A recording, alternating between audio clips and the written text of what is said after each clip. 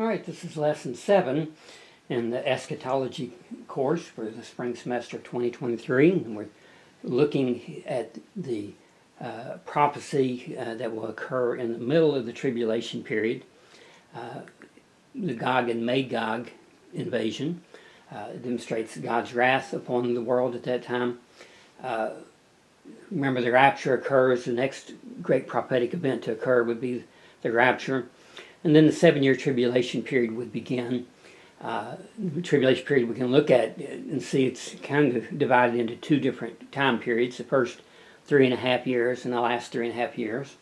The Antichrist comes into power. Remember, he's riding with a white horse in Revelation chapter 6, but he has a bow in his hand. This actually would be the leader of all 4 of the horses, the rider of all 4 of the horses that are mentioned in chapter 6, because he brings war, famine, death upon the land, a false peace that he'll bring. And so the first 3.5 years, though, there'll not be any great wars to take place as such. There will be some skirmishes. There will always be wars and rumors of war in the tribulation period.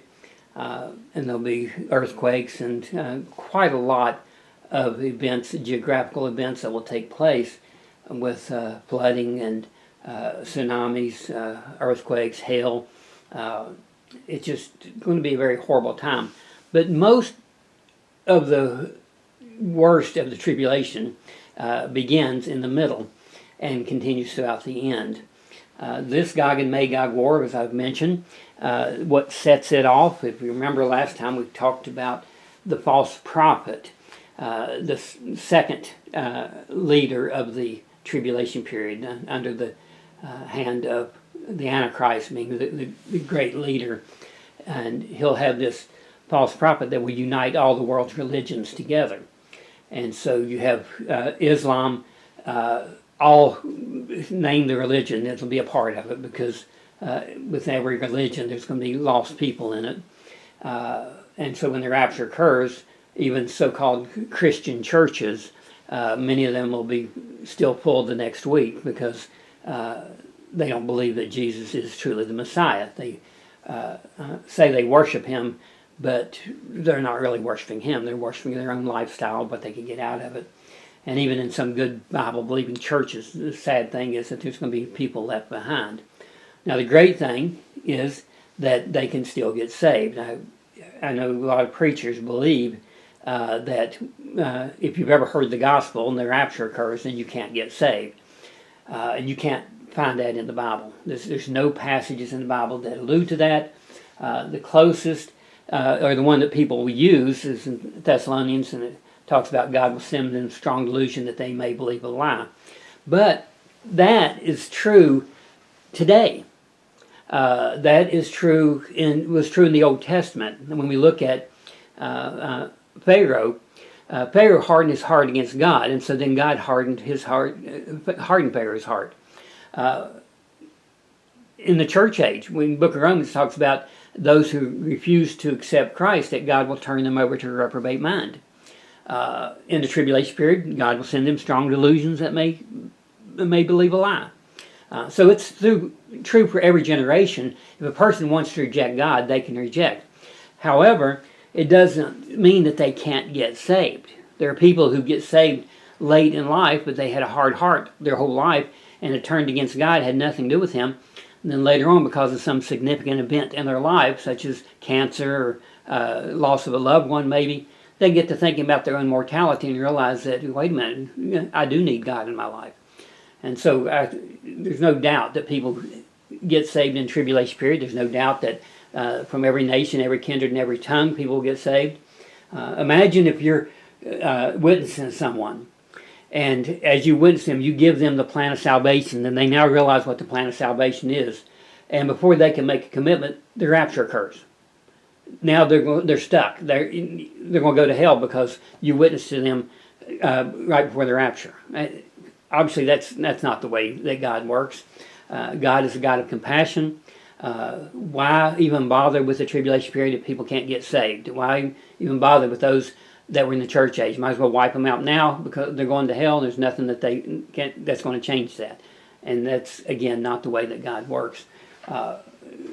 Read the Bible itself on those passages before you look up a commentary, and I think many times you'll actually reach the proper conclusion to what the passage means instead of being influenced by some author out there. And matter of fact, just because somebody wrote a book doesn't mean that they know what they're talking about. There's a lot of books out there that aren't even close. And this war here we're looking at now, the Gog and Magog war, that begins in the middle. The reason it does, when we talk about the false prophet who gathers all the religions together, the Antichrist is going to make a 7-year peace treaty with Israel. And now we're in the middle of the tribulation period, and there's several events that's taking place here, quite a few, is that there's 2 witnesses who have been preaching in Jerusalem for 3.5 years.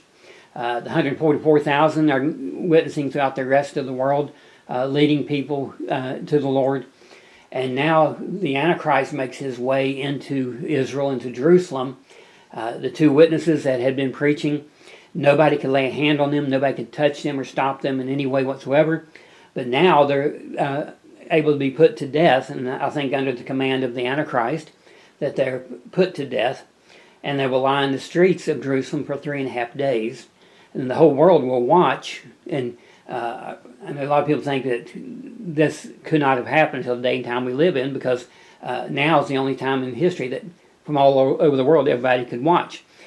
But we're trying to come up with a human answer to that, and I think there's a biblical answer as to how everybody can watch, and I think a very simple answer. We know in Joel chapter 2, Joel prophesies that in the tribulation period that people will go back to having visions and dreams. That's what Peter was preaching from in Acts chapter 2.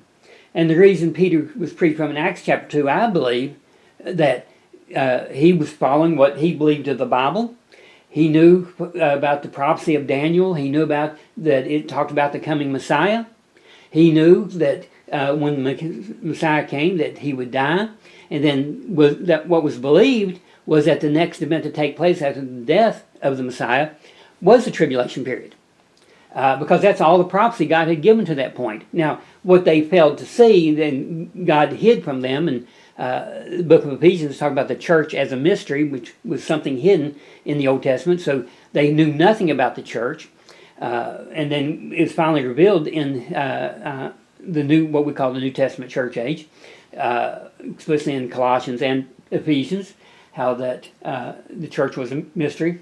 So Peter believed. John 14, Jesus told him, I'm going to go away. If I go away, I'll come again and receive you unto myself, that where I am, there you may be also. So Peter believed God, who believed Jesus. 10 days or 50 days prior to the day of Pentecost, 10 days before Pentecost, Jesus ascended up into heaven, 50 days after the resurrection, but 10 days after his ascension, Jesus ascended up, and Peter, believing what Jesus had told them, he said, if I go away, I'm coming back. And so Peter now looking for the return of Jesus, not knowing about the rapture, because the church just got started that day, and there was no doctrine about the church at that point. And so his belief was the second coming. So when Jesus comes back, second coming, what's going to happen? Well, the tribulation period is going to begin. And so Peter's preaching about that, and he talks about your sons and your daughters shall prophesy, because that's the way it was in the Old Testament. People prophesied, they had visions, and they had dreams. And so he really believed the tribulation period was coming. Well, it didn't, obviously. The church age came, but when the church age is over, what's going to happen? Well, people will go back to having visions and dreams. So in the tribulation period, when the 2 witnesses are lying in the streets, God can give visions to every single person in the world. They all can see exactly what's going on at that time. And so there'll be no doubt about that. And so I believe that is really the way it may be even with modern technology. I mean, God can use technology, but the fact is God is going to give visions and dreams in those days. So, of course, when the 2 witnesses are slain, the unsaved world will rejoice and even have parties in celebration, give gifts to one another in celebration of the death of these 2 saints. But after 3.5 days, what happens? Well, the 2 dead men stand up, and then they ascend up into heaven. What else is going on at that time? Well, the Antichrist is there. Antichrist goes into the temple and proclaims himself to be God, Jehovah. It's a Jewish temple. It would be the Jewish God. And so when he proclaims himself to be Jehovah, what about the world religions? How will they receive that? Well, some would receive it as good news, but Islam would not receive that as good news. In fact, it's the worst thing that could happen, because they believe that Allah is coming back, but he's coming back to Mecca and not to Jerusalem. And therefore they're going to start rebelling against the Antichrist. And when they rebel against the Antichrist, then we start the Gog and Magog war. Really the first true world war, because every nation, every people that's in the world at that point will be involved in the war. All the great number of Muslims that are in the world today, they're going to still be here after the rapture. So they're taking out their anger against the Antichrist, so they go to battle against him. The Antichrist gathers his troops from all the rest of the world, and there will be a great war that takes place that affects everything. Who are Gog and Magog, as mentioned before, mentioned even last week, I believe. The Bible identifies who Gog and Magog is. It talks about Persia, found in Ezekiel 38 and 39, both. Persia, Ethiopia, Libya, Gomer, and Togarmah. Most historians would agree, and I don't really know of anybody who doubts it, that Gomer is Germany and Togarmah is Turkey. Simple change of names throughout the history. The other three existed back then, they exist today. Why does it mention other nations? Well, the other nations being involved weren't there in Bible times, in Ezekiel's day. So you mention a nation that doesn't exist, nobody's going to know what you're talking about, obviously. And so what it does, it continues the names that do exist, and then adds to this and other people that follow them. So the time of the invasion here, it says in Ezekiel 38, and these passages here are from Ezekiel 38, it says in the latter years, latter days, found in the Old Testament, several times mentioned, referring to the Tribulation Period. It says, Thou, Gog and Magog, shall come into the land of Israel that is brought back from the sword, is gathered out of many peoples. So not just Persia, Ethiopia, Libya, Turkey, and Germany, but peoples. So the other nations that are heavily Islamic. And verse 16 says, And thou shalt come up against my people of Israel as a cloud to cover the land. It shall be in the latter days. So these people will rebel against Israel, and more importantly against the Antichrist and the rest of the world.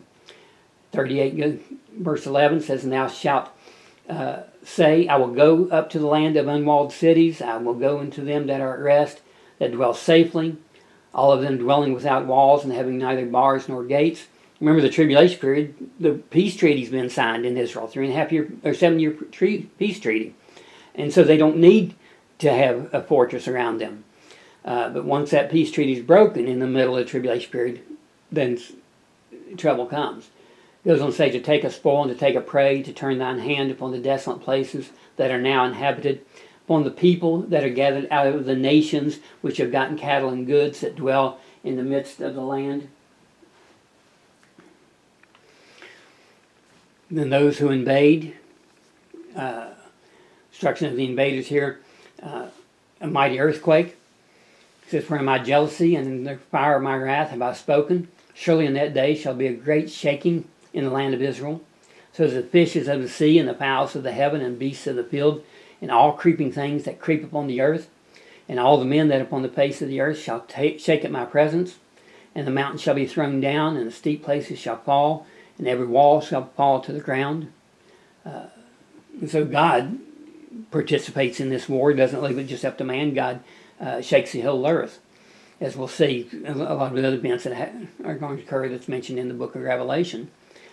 Mutiny against the Gog and Magog troops. I mean, these are people that their common enemy is Antichrist, but remember what's going on in the world at the time. There's going to be famine. 1/3 of the waters, fresh water and salt water, is going to be destroyed. 1/3 of the crops will be destroyed.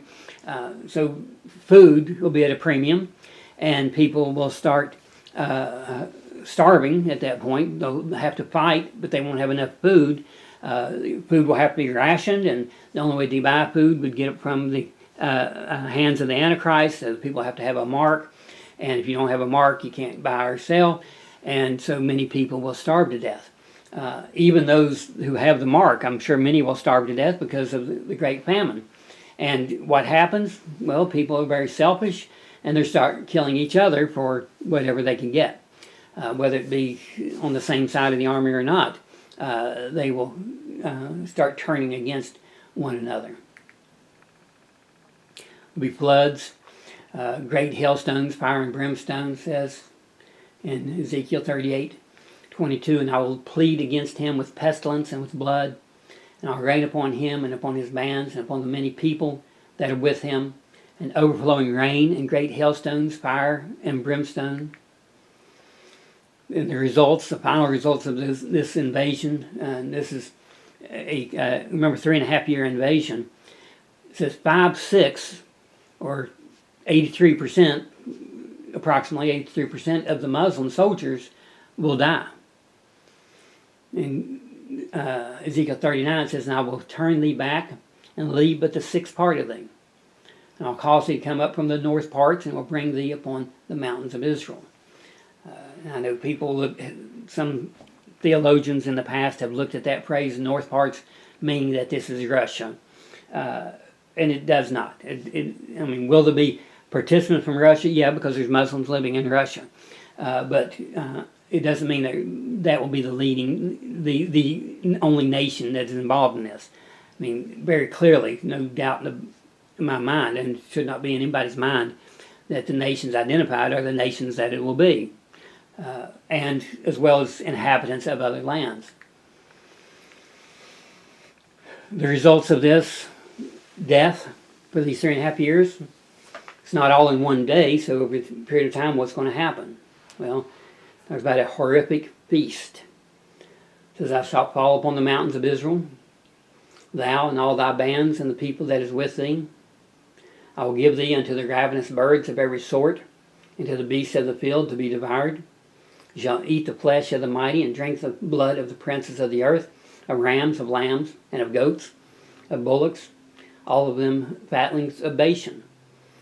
So the dead bodies that will lie there unburied for however long it will be. It's just a very horrible time period for the world. And it happens not because God wants it to happen, it happens because people rejected God. Later on, a similar feast is going to take place at the end of the Battle of Armageddon. Remember, when Tribulation Period begins, the Great War that's going to begin in the middle is what we call the Gog and Magog War. At the end of the Tribulation Period, it talks about that Jesus comes back on his horse, and we come back with him. And the world says immediately, the first thing that he does is he casts the Antichrist and false prophet into the lake of fire. And then the rest will survive for a short period of time, where all the people from all over the world will gather together at Israel, and the lost will be destroyed by Jesus, killed there. Their bodies will lay in the valley of Megiddo. The Bible talks about the blood will flow as deep as a horse's bridle. The saved, of course, will survive. Those who get saved in the Tribulation Period will survive and be delivered into the millennial kingdom. Matthew 24:13. Those who endure to the end will be saved or will be delivered. And so their bodies lie there, and the birds will come and eat them as well. After the Tribulation Period is over with, after Armageddon is over with, the Bible tells us in Ezekiel 39 that there'll be 7 months spent on burying the dead. 7 months shall the house of Israel be burying of them, that they may cleanse the land.